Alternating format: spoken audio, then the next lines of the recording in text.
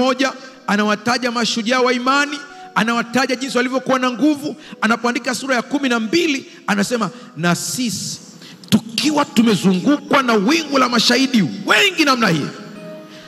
Hakuna tatizo unalopitia ambalo hakuna shujaa wake. Haleluya, haleluya. Halipo. Kila ukiangalia kwenye Biblia utakuta kuna shujaa wake. Kila tatizo. Israeli wako Misri, hawakwenda ili kutawala, walipelekwa na njaa. Mungu anayejua mwishilio wetu.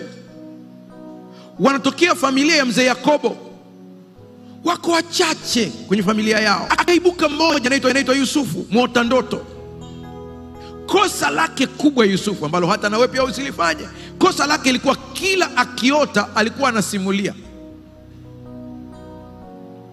Leo nimeota. Umeota nini? Anasema jua na mwezi na nyota vinanisujudia. Hajawaambia wamsaidie kutafsiri, wanatafsiri wenyewe. Unamaanisha mama yako na mimi tutakusujudia we?